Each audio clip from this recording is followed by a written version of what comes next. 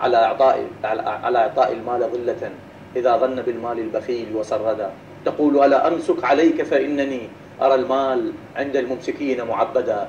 يجاوب ويقول ذريني وحالي يكن مالي لعرضي جنة يقي المال عرضي قبل أن يتبددا. أريني جوادا ما تهزلا لعلني أرى ما ترين أو بخيلا مخلدا إلى آخره. القصد من ذلك يفترض أن يتصف من الذي يعطي المال بالكرم حتى يستطيع أن يحصل ماله بطريقة شفافة وبطريقة يعني لا يوجد فيها شد وتوتر وكذا. هذه من جهة. من جهة أخرى على المدين الذي يستلم المبلغ بصراحة يفترض أنه يضع ميزانية خاصة، يضع جدول خاص في حياته اليومية، أنه طالما أنا طلبت مال لازم أخصص أنه ما أصرف مثل ما كنت أصرف قبل، أصرف بشكل مضبوط يعني على قد حاجتنا فقط، وبالتالي لابد من أن أدخر من مالي اليومي أو الأسبوعي أو الشهري للدين.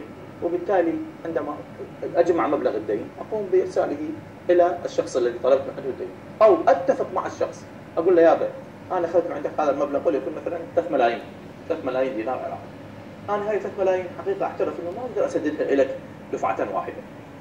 أنا رجل يعني ميزانيتي محدودة، فخليني أنطيك مثلا بالأسبوع كذا مبلغ أو بالشهر كذا مبلغ وأنا سددت لك الكامل. إذا قبل كان بها، إذا ما قبل أنا مكلف وواجب علي إنه أنا أجمع هذا المبلغ وأعطيه له بصراحة. القضية شلون تكون؟ أنا ما أتمنى إنه الشخص مني داين من شخص آخر، أتمنى إنه يروح يرتاح وينام وينسى الموضوع. لا ينسى الموضوع لأنه هو طلب دين، والدين حقيقة يعني الإمام علي عليه السلام فعلا يقول الدين هم في الليل وفقدان ماء الوجه في النهار. هذه القضية يعني أنا من أمشي وأنا مطلوب مو مثل ما أمشي وأنا ما مطلوب. القضية يعني قضية الدين قضية مهلكة، يفترض على كل فرد منا إذا هو كان مطلوبا يفترض أن يفكر ويضع ميزانية خاصة في البيت، يضع صرف خاص في البيت حتى يستطيع أن يدخر من ماله الخاص، وبالتالي يجمع هذا المال حتى يسدد ديونه. هاي قضية لابد منها حقيقة. لكن للأسف البعض من الذين نجدهم أنه يعني تعطيه مبلغ، هذا أخذ المبلغ بالبداية وشكرك وجسمه، وأنت من تعطيه المبلغ تحس أنت فارس من فرسان القرون الوسطى.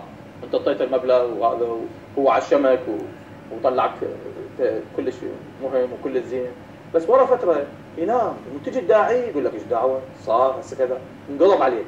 عجيب، مو أنا أعطيتك مبلغ وفرحتك في وقتها، زين أنا أحسنت إلك، هسه أنت لا تحسن إلي بس تسيء إلي لأنه أنت قمت ما تعتبرني ولا تسلم علي ولا كذا من وراء المال. نعم. هاي قضية مهلكة بصراحة. خلينا نشوف آراء أهل المحل رحمه أبو تحسين خالد محسين. رأيكم بهذا الموضوع قبل أن ننتقل إلى مسألة الدولة.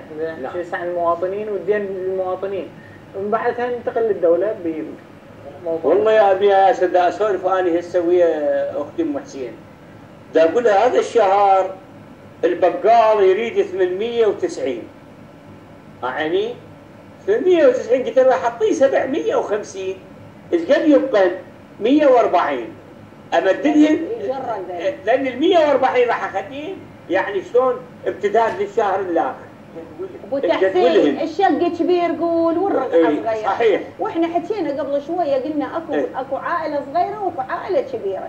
العائله الصغيره هي هذني البويتات مالهن، والعائله الكبيره اللي هي الدوله العراقيه خلينا نقول. غير انت من هاي يصير تدبير هنا، بس التدبير منين يجي؟ غير يجي من الكبير كلش، من البيت الكبير كلش، هو اللي يضمن ميزانيه هذني البيوت الصغار.